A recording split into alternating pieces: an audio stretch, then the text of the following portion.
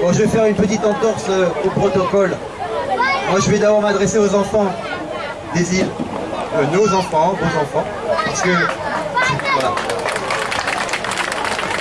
Avant de remercier les autorités et tous les gens qui sont présents, voilà, je voulais m'adresser en premier aux enfants qui sont là pour avoir une école. Alors sinon, bien sûr, je remercie monsieur le représentant des affaires sociales, je remercie monsieur le sous-préfet, je remercie messieurs les chefs de district, les chefs de secteur, les enseignants des îles, les imams et les prêtres, les insulaires, les invités, la presse, voilà, tous les gens qui sont là en fait pour résumer la situation. Alors, voilà. Merci. Ce matin, à l'aube, j'ai entendu un oiseau que je n'avais pas entendu jusqu'à présent. C'est pas une plaisanterie ce que je dis. J'ai entendu un oiseau chanter différemment. Et je me suis dit, tiens, mon réveil est accompagné d'une bonne augure, un signe du ciel. Alors moi je suis un croyant, mais je peux interpréter ce signe comme étant un signe de bonne augure. Alors pourquoi c'est un jour particulier aujourd'hui? Eh bien tout simplement parce que des hommes qui se sont rencontrés ont décidé le mercredi 2 mai 2018 de se réunir pour poser symboliquement la première pierre d'une école. L'école primaire de Sangé, de Mangué-Soro, pardon, excusez-moi. Alors qui sont ces hommes? Ce ne sont pas des héros, hein, ce ne sont pas des Superman, ce sont des gens ordinaires, des citoyens du monde, qui se sont unis fraternellement, comme tous les hommes devraient le faire sur la terre, et en particulier pour s'occuper des enfants. En effet, un enfant, c'est une future femme ou un futur homme qui devra apprendre à réfléchir, à travailler et à vivre en communauté.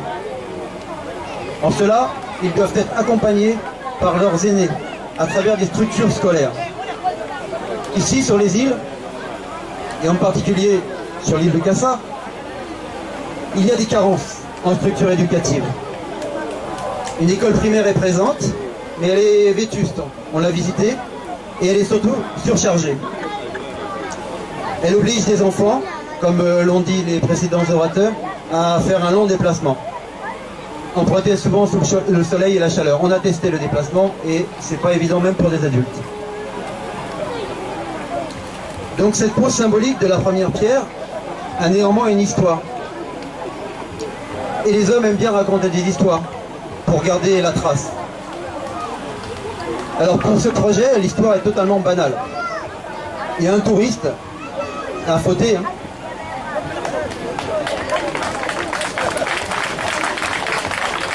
qui est venu faire un petit tour ici sur les îles, et il a rencontré un monsieur qui était là, qui s'appelle monsieur Abou Samaké.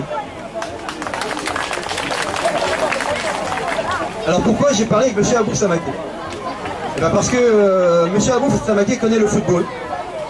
Et en particulier, on a échangé sur le club de Bastia, qui est un club corse. Comme M. Samaké suit le football, il m'a été facile de discuter avec lui au début sport.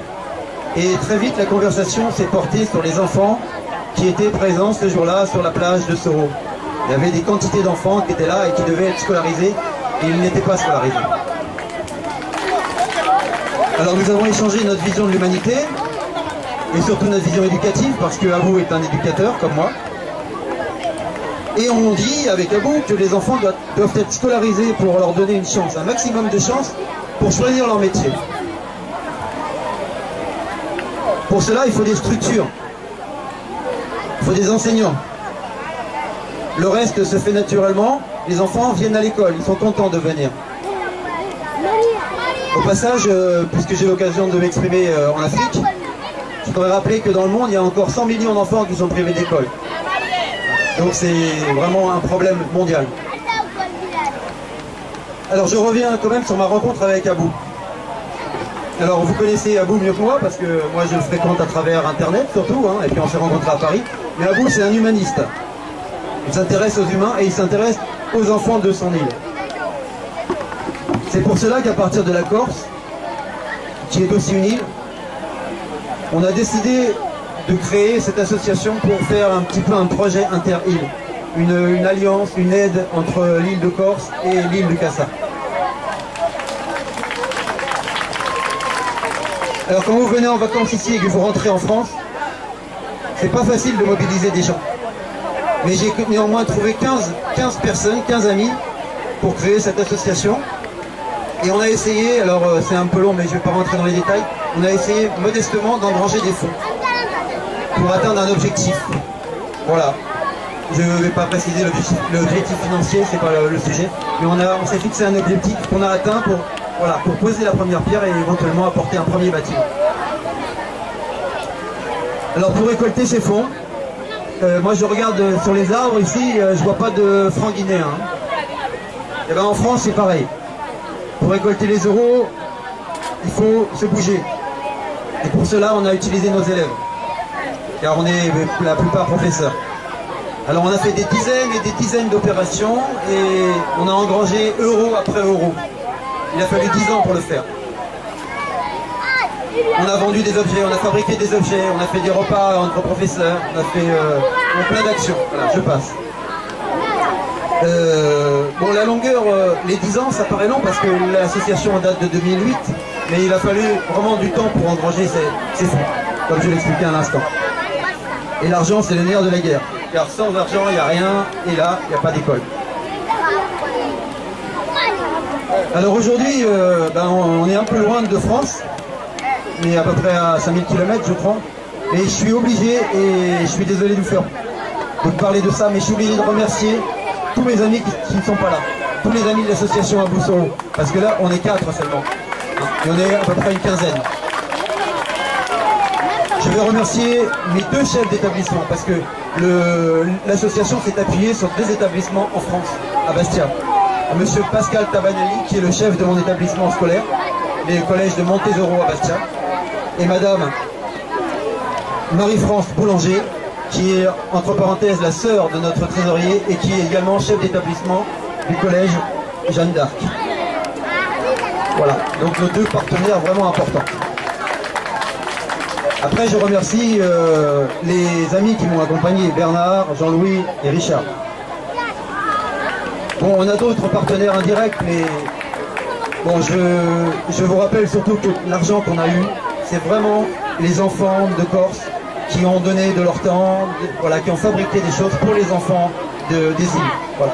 Et j'aimerais bien qu'à travers mon discours, voilà, je pense à eux, je les remercie, hein, vraiment du fond du cœur.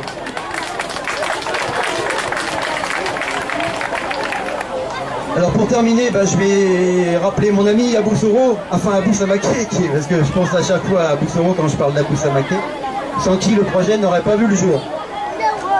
C'est le rouage essentiel. On va passer par Abou pour concrétiser cette école.